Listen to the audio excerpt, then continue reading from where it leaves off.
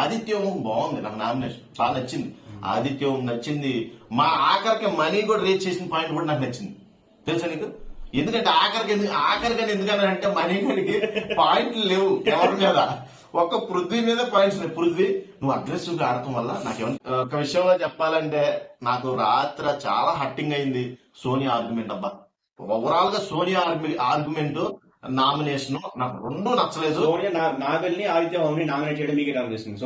సోనియానా నాబెల్ ఆదిత్య ఓం nomination చేసింది. Okay అదే చెప్పిన రివెంజ్ నామినేషన్ అది ఏం లేదు. వాళ్ళు తీసుకొచ్చి పృథ్వీని సోనియాని చేశారు. వాళ్ళు రీజన్ దొరికింది వాళ్ళకే. ఈవిడికి రీజన్ లేదు.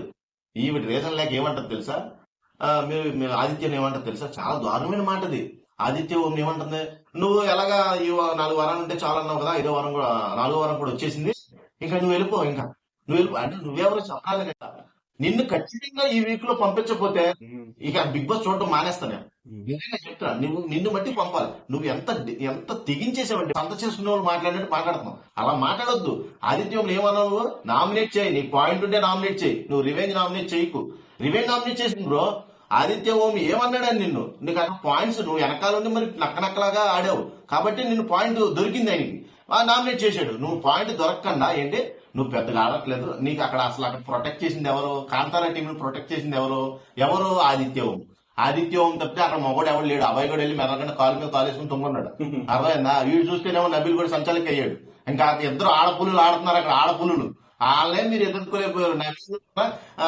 అభయ్ గడు కూడా ఆడితే మీరు ఆ రోజే ఓడేవారు, తెలుసా మీకు? అసలు ఈ అభయ్ గడు ఏమో భయపడిపోయాడు, నబీల్ ఏమో సంచాలకని పెట్టేశారు. అక్కడే మైనస్ అయింది. లేకపోతే కాంతారా టీం ని ఎదుర్కొనేంత సత్తా మీ పృథ్వీకి లేదు, అలాగే మీ బాయ్ ఫ్రెండ్ కి లేదు. అర్థమవుతుందా? ఎవరికి లేదు. దూరంగా ఉన్నారే.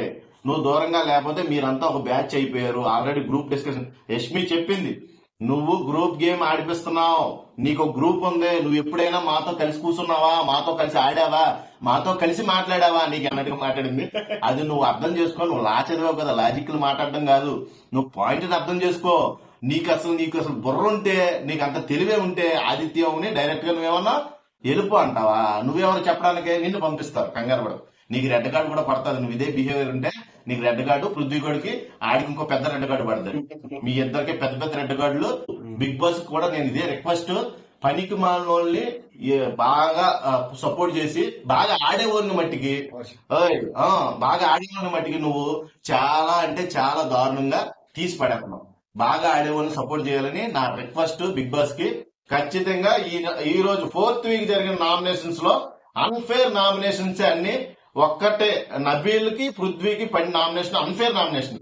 వీళ్ళిద్దరు సోనియా పృథ్వీ వీళ్ళ రివెంజ్ గేమ్ ఆడుతున్నారో, వీళ్ళ రివెంజ్ మాట్లాడుతున్నారో, ఓవర్ గా మాట్లాడుతున్నారో, ఎక్కువ మాట్లాడుతున్నారు. ఇంకొక విషయానికి వస్తే విష్ణుప్రియ ప్రేరణ ఆదిత్యని నామినేట్ చేయడం మీకు ఎట్లా అనిపించింది? విష్ణుప్రియ ప్రేరణ ఆదిత్య